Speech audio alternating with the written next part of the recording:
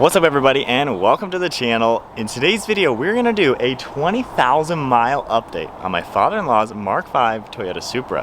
Now if you're new to our channel, the Mark V Supra has been a huge part of our channel for several years. Back at the end of 2019 I bought a brand new 2020 Supra Premium just like this one. Owned that car for 2 years, drove that car 10,000 miles.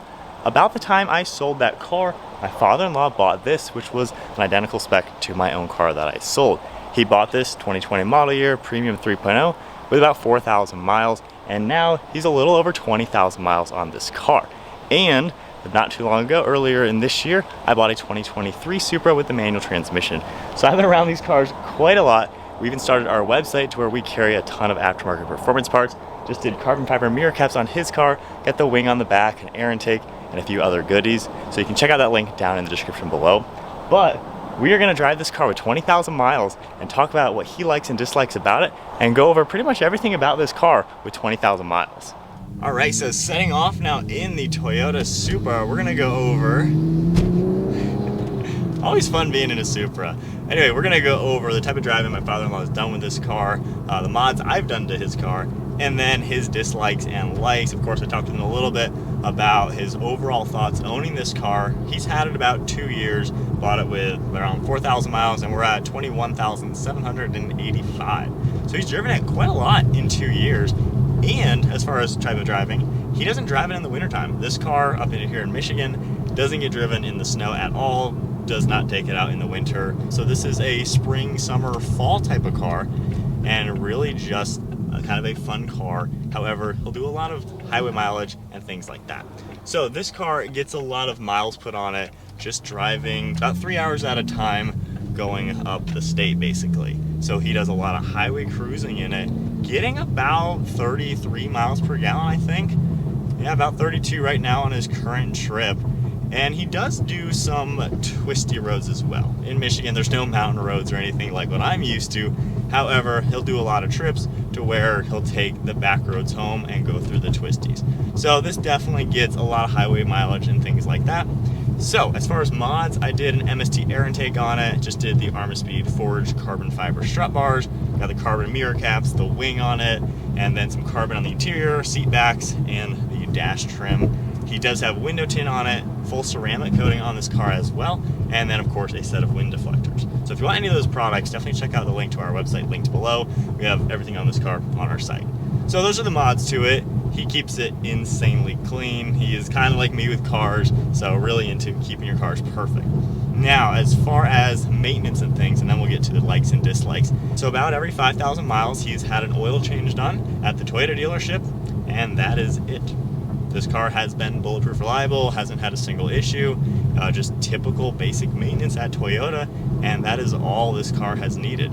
He's gone through one set of tires, which of course is about 1,700 or 1,800 bucks. I mean, it's a rear-wheel drive sports car, and especially if you aren't afraid to get on it, which he's not afraid to get on this car, and actually push it a little bit, tires last, maybe 15,000 miles. I believe at 17,000 miles, he did the current tires on it. So not too bad for tires. And aside from that, that's the only maintenance. Now, likes and dislikes. So again, like me, I drive my cars a lot differently. His biggest dislike with the car has to do with the cruise control. Now, he loves the radar cruise control, the adaptive system, forward pacing, all that. It works really well in this car. And before we keep talking, we're going into sport mode, manual mode, and I'm gonna do an acceleration.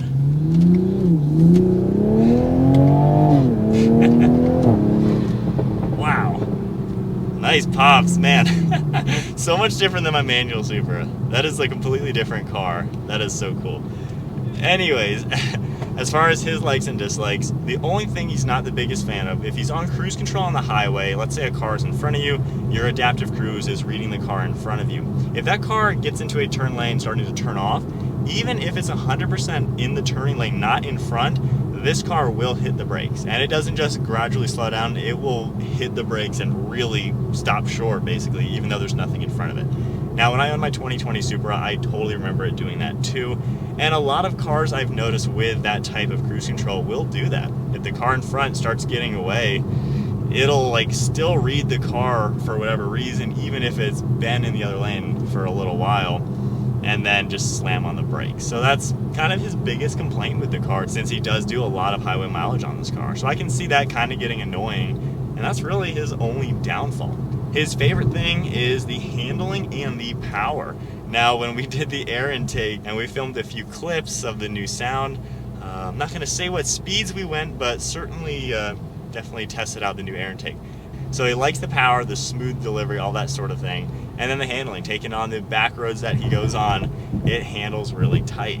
I think when he was younger, he had a Camaro or something back in the day, so old school muscle car. So hopping into this car, he definitely likes how it is something that's tight, it's fun to drive, and really you can just throw it in the turns and it does everything you want it to do. So that's kind of his thoughts on it after driving it this many miles. Now, my own kind of review after looking at MK5 Supras and being in the game basically with these cars for so many years, these really are pretty darn reliable cars. Now, looking at the groups with other owners, there are a few people who pop up with some issues with their cars. I wouldn't say it's ever anything too catastrophic. Mainly when there is an issue with one of these cars, it might be like electrical or something simple. And when I say electrical, I don't even mean an electrical issue. I just mean a code pops up saying something and then it goes away. So I've seen a few people pop up with a few things like that. As people do get higher mileage, of course, some things wear out, like brake pads or tires. And, a few people might say, hey, why does my brake sensor go off? There are a lot of people who ask a lot of questions that are kind of just basic maintenance. But that's kind of really it, just basic little stuff like that. On my 2020 Supra, I never had a single problem with it. It drove perfectly fine for the 2 years. And that is smooth with that ZF automatic. But I drove mine, I had it tuned with 450 wheel horsepower, 560 wheel torque, full exhaust intake, and it was bulletproof reliable, never had one single issue. Looking at the newer cars, same thing, they're honestly really reliable. 2021, that's the car where you might get some oil burning issues, but even then that's not really a big deal. Put thicker oil in it or just top it off every couple thousand miles. And then aside from that, my 2023, I only have 1,800 miles on it. However, of course, it's been flawless. Now, as far as talking with my father-in-law about what he would replace the Supra with, I think it's awesome, honestly, that he's got this car. It's really cool to see, of course, my parents' generation buying the same cars that my generation is interested in. And I think that speaks a lot about the Toyota Supra in general. This is a car that, it's not like a Corvette where only 50-year-old or older own that car. Like 99% of Corvette owners, that's kind of how it is. The Supra's got a mix of the young kids, honestly, the 20-something-year-olds like myself, who remember Fast and Furious and love the Mark IV and get into these cars. And it also has a good blend of the kind of middle of the age group people who grew up with the muscle cars back in the day, who want just a nice, modern, fun sports car. So it's really cool to see the Supra appeal to a broad spectrum of ages. I think that's really cool about it. And being it's so reliable, it's so robust, it's so comfortable and luxurious at the same time, it's a really cool car. So what would he replace this with?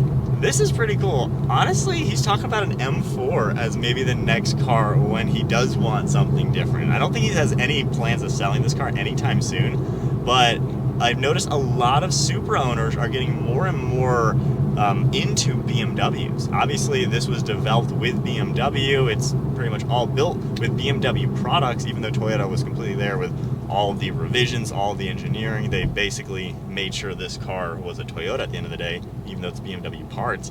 But a lot of Toyota Supra owners are BMW fans now, myself included. We had the new M2 as a press car for a week. I loved driving in that car. It was so awesome with the manual, of course, to compare to my manual Supra. I loved the two cars next to each other. And when I need a next car, when the Supra just isn't practical enough for me, M2 is what I'm going to be going for sure. And he's talking about an M4 for a replacement of this car when that time does come. So it's really cool to see so many Supra owners kind of having that same ideology to where the next car will be a BMW, most likely an S58 engined BMW. That seems to be the progression of most Supra owners. So that will be cool if he does that. Even my own brother, he's looking at maybe an M4 would be his next car at some point. So I don't know, there's something about BMW is just becoming more and more popular, and the Toyota Supra is such a cool platform because it gives you a Toyota at the end of the day, but also a performance BMW, and BMWs are amazing performance cars. And now that Toyota has a stake at BMW, that's why BMWs are so reliable. Gosh. So Toyota is #1 right now in reliability. Lexus is #2, which if you're unfamiliar, Lexus is owned by Toyota. It's the same company. BMW is #3, which a lot of people don't realize that. But BMW is #3 in reliability, second to Toyota, which basically means, you know, Toyota, Lexus, BMW are the top. They are the most reliable cars currently. So I think swapping this into an M4 when that time does come will be awesome. Maybe that'll be the same time I get an M2. So I don't know. We'll just kind of have similar cars. That'd be really cool. But I think that's about it then for a cool update with his perspective. Some of my own thoughts with this car comparing it to my 2023 manual. The biggest things you're going to notice, obviously the transmission significantly different.